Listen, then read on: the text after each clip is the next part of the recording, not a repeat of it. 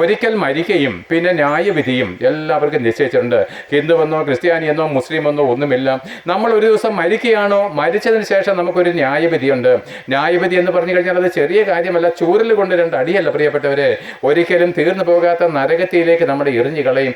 ഒരു മടങ്ങി വരവില്ലാത്ത വണ്ണം എത്ര കോടി വർഷം കഴിഞ്ഞാലും ആ തീയിൽ നമ്മളെ രക്ഷിപ്പാൻ കഴിയാത്ത വണ്ണം നമ്മൾ ആ തീപ്പൊയ്കയിൽ വെന്തമർന്ന് കിടന്നുകൊണ്ട് ഒരിക്കലും മാറ്റമില്ലാത്ത തീപ്പൊയ്ക കണ്ടുകൊണ്ടാണ് ഞങ്ങൾ പ്രസംഗിക്കുന്നത്. കാരണം എന്താണ്? നമ്മൾ പാപം ചെയ്തു പോയവരാണ്. നമ്മളിൽ പാപമുണ്ട്. ദൈവത്തിൽ മാത്രമേ പാപമില്ലായ്മയുള്ളൂ. ദൈവം മാത്രമേ പരിശുദ്ധനായിട്ടുള്ളൂ. ആകയാൽ വിശുദ്ധരിൽ അതിവിശുദ്ധനായിരിക്കുന്ന ഈ ക്രിസ്തുവിന്റെ നാമം ഞങ്ങൾ ഘോഷിക്കുമ്പോൾ ക്രിസ്തീയ മതമായിട്ട് യേശുക്രിസ്തുവിന് ഒരു ബന്ധവുമില്ല. ക്രിസ്തീയ മതപുരോഹിതന്മാർക്ക് ഞങ്ങൾ പ്രസംഗിക്കുന്ന യേശുക്രിസ്തുവിനെ അല്പം പോലും അറിയത്തതുമില്ല.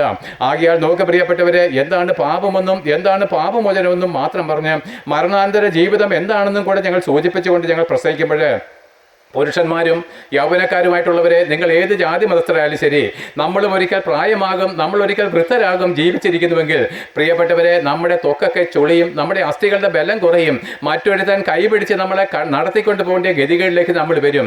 അതുകൊണ്ട് നിന്റെ യൗവനം മായിയാണെന്ന് അറിഞ്ഞുകൊള്ളുവിന്, ലാവണ്യം മായിയാണെന്ന് അറിഞ്ഞുകൊള്ളുവിന്. സത്യം മരിച്ചതിന് ശേഷമുള്ള നിത്യജീവിതം മാത്രമാണ്.